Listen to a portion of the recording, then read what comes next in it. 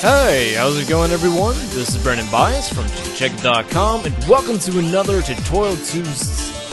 Oh my gosh, I'm sorry guys, I'm just not in the groove for the intro like usual because I'm looking at Eli's desktop because I'm over at his house recording right now, and this thing is just a mess. I gotta do something about this. It's bugging the crap out of me. Oh, wait a second. How about we just let's just delete everything real quick. Oh, there we go. That's so much better. Alright, so, where was I?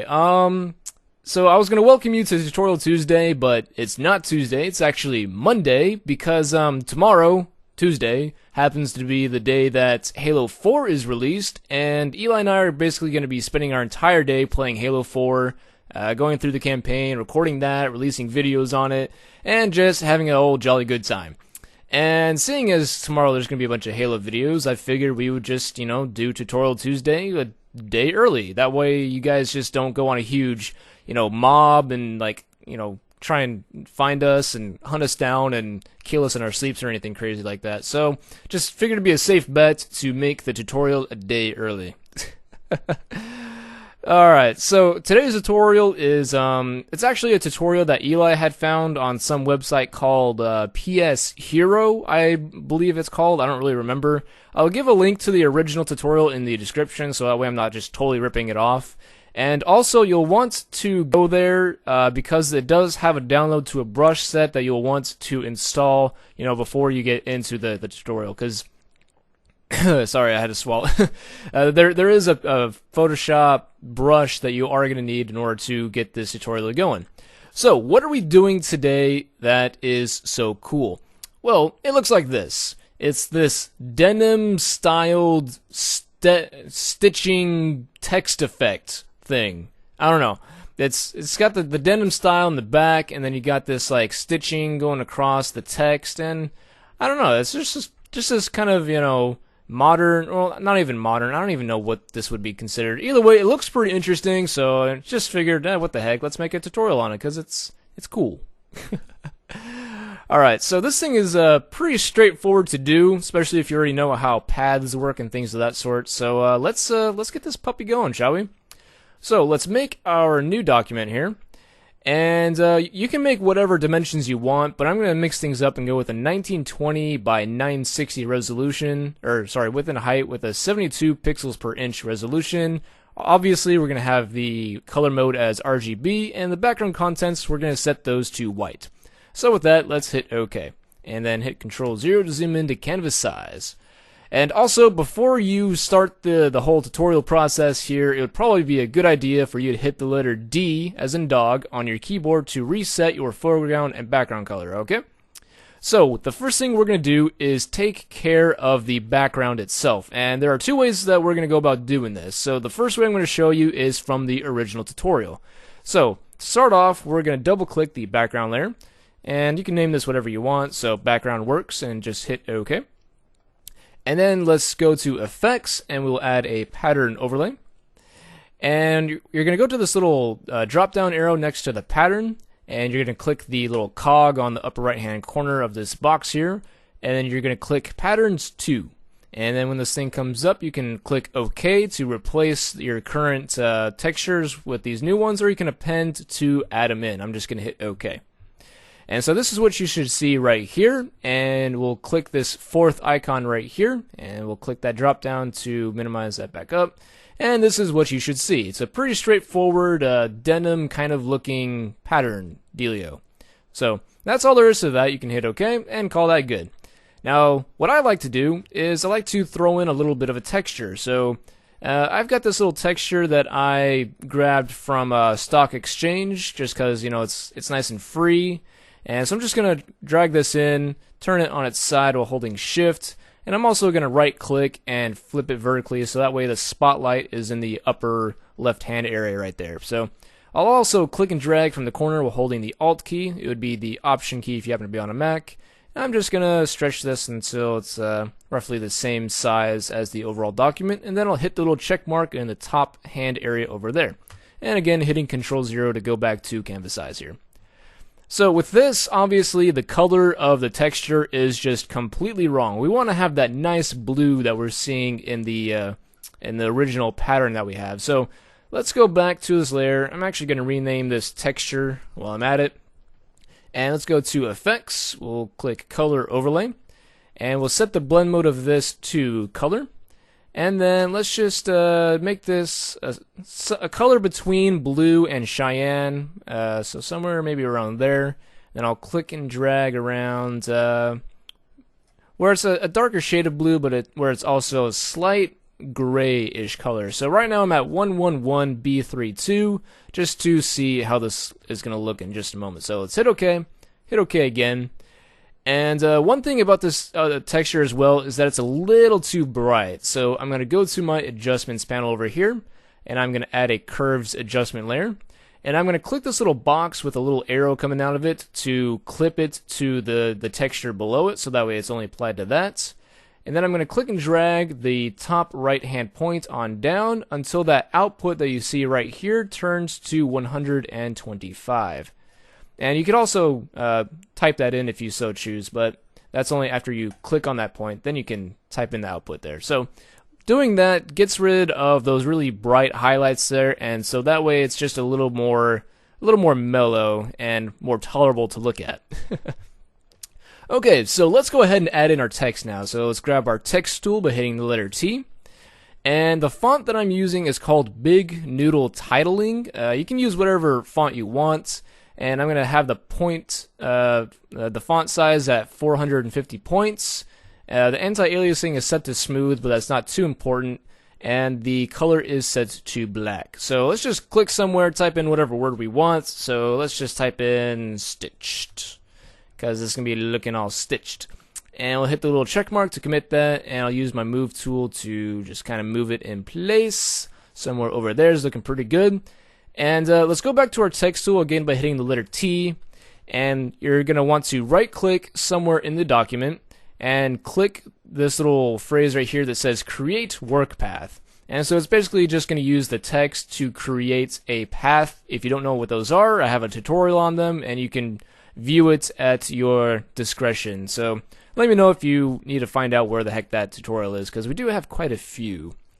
Alright, so anyway, now that we have this path selected, we want to be able to use this as the foundation of the stitching.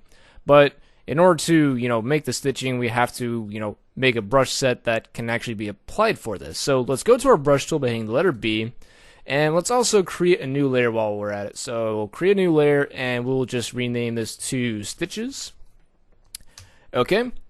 And so for this, what we're going to do is we're going to right click somewhere on the document while we have our brush tool selected, and we'll click this little cog on the side here. My phone's going off, it's being really distracting, sorry about that. And you're going to want to find the font that you should have installed that I told you about at the very beginning of the tutorial, called Stitches of Thread. So give that a click, and we'll hit OK. And you'll see a couple different stitches here, but we're going to go for the one that looks like a V, so give that a click. And we're going to change the font size down, or not the font size, but the brush size down to about 10 pixels for the time being. If you're on a different size font, you might want to scale down the brush or scale it up, depending on the difference in size of the text there. And we're going to bring up our brush menu by hitting F5 or by going to Window Brush. And so we'll have all these nice little settings and stuff. So the first thing we're going to do is click the brush tip shape. And for this, all you're going to do is set the spacing to about 80% and hit the enter key to commit that. And then the second thing we're going to do is go to the shape dynamics and double check that everything is set to 0% and that the angle jitter control is set to direction. So once you have all that, go ahead and close that up. And then we're going to go to our Paths tab over here, and you'll see we have this work path, and that's the path that we created earlier. If you want to save that, just give it a double click, and just rename this to text or something of the sort, and hit OK. And then there should be an icon down here that's the second from the left that looks just like an outline of a circle. And if you give that a click, oh, actually, no. Hold your horses. I forgot a step. Go over to your foreground and background color and swap the foreground color to white, okay? So that way we can actually see this when it actually happens. My bad. So with your foreground color as white, go ahead and click that circle there, and you should see this stitching effect applied to your text here. And the reason it's doing that is because it's using this V shape and it's repeating it around that shape, which basically just created an outline of the text for us. And it's, that's pretty straightforward. Just make it, it's like a stroke being applied there. So that's pretty straightforward, nice and easy. Now, how do we make this a little bit more interesting? Well, in the demo, or in the original tutorial as well, you notice that we had like this little arc of red going across. And the way we're going to do that is, let's see, where should we even start? Let's actually start off by making the red color itself. So let's go back to our layers, and let's create this right above the curves adjustment layer. And let's go back to our adjustments panel and click the hue and saturation icon right there. So for this, we're going to set the hue to 140, the saturation to 65, and the lightness to negative 15. And we'll click that off. And I'm running into the same problem that I ran into earlier today. So you can't really see it from here, but I can't really zoom in on it. The hue and saturation for some reason is only being applied to the text here, so nothing's really happening. And the reason that happened, let me delete that real quick, is because I had the text path selected when I created the adjustment layer. So make sure you have that unselected, so click off of it somewhere, and then go and make your hue and saturation. And then if you type in the values, so 140, there we go, 65, minus 15, there we go, everything's starting to work now. I guess it's kind of good that these things are happening on camera, that way you know how to deal with them if it happens to you as well. Okay, so now to make that beautiful little arc. So the way I went about doing this is I went and grabbed my pen tool by hitting the letter P, and make sure that this is set to path instead of shape, and hit the little enter key to make sure it doesn't scroll when I do that. And so anyway, let's just click somewhere over in the upper right hand area off the canvas, and then I'll click somewhere over here and drag in that general direction, and then I'll click and drag down this way. Maybe I'll make it curve a little bit more, and there we go, we got a nice beautiful arc. And then I'll come back around and complete that shape there, looking very nice. And then let's go to our paths over on the side over here, and let's rename this work path to curve or arc, whichever you prefer. And then we'll right click this curve path and click make selection. And for this, just have the feather radius at 0 and anti-alias checkmarked, and we'll hit OK. And so now that will be made into a selection for you. And now let's go back to our layers and make sure that the layer mask for the hue and saturation is selected. And if you have black as your foreground color, you can fill this in by hitting Alt Backspace or Option Delete if you're on a Mac, and that will hide that particular selection of the hue and saturation.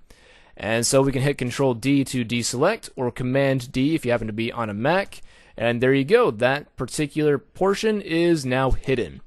Now, if you notice, I also had a little arc of that stitching going across, and so you might want to know how the heck I went about doing that. It's actually pretty simple to do. So let's make a new layer above the stitches. We'll call this curve. And then let's go back to our paths and select that curve. And let's go back to our brush tool by hitting the letter B and making sure our foreground color is set to white. Let's actually, we don't have to right click the curve. We can just click that little circle that we clicked earlier, and that will apply it like before when we did it to the text. So that was nice and easy. Now, what's another thing we can do to make this a little bit more interesting? Well, how about we add a little bit of a bevel to the text? So let's go to the stitches and go to Effects, and let's go to Bevel and Emboss. And for this, we're just going to put the size all the way down to 0, and then we'll also put in a drop shadow with the opacity all the way to 100% and the distance and size down to 0 as well. So I'm going to hit OK, and I'm going to zoom in just to show you the slight difference that this makes. So that's before, that's after, and again before and after. It's very slight, but it does add just that little bit of depth to the overall thing. Now, if you want to just copy this over to the curve that we made, all you have to do is hover your mouse over the effects icon for the stitches layer, hold the Alt key or the Option key if you happen to be on a Mac, and click and drag it up to the curve. And we can close that up, and there you go. That's already applied to the curve for you. Okay, so we're looking pretty good, but there's still some more room for improvement. For example, the text is just boring as black. Literally, it's black. It's just black, and so it's boring. You get it? All right. Okay, so let's see. What are we gonna do to make this a little bit more interesting? Well, I don't know. Let's just say let's select the stitched layer, and then let's go to Effects, and we'll go to Blending Options here. And let's start off by turning the fill opacity all the way down to 0. And then let's go grab the color overlay. Let's set the blend mode to multiply. And let's set the opacity to about, let's just say 70% for the time being. We can tweak that later if we so choose. And let's just choose that color that we came up with earlier, where it was kind of like a bluish kind of a color. So maybe a little bit more blue. Okay, not too bad. So just choose whatever shade of blue that you would like. Maybe you can lighten it up to make it a little bit more see-through and hit OK. That's not too bad. It doesn't match too perfectly with the other blue, but that's not so bad. Now let's go add in an inner shadow right there. And for the inner shadow, we're just going to put the distance to 0. We're going to change the choke to about 15%.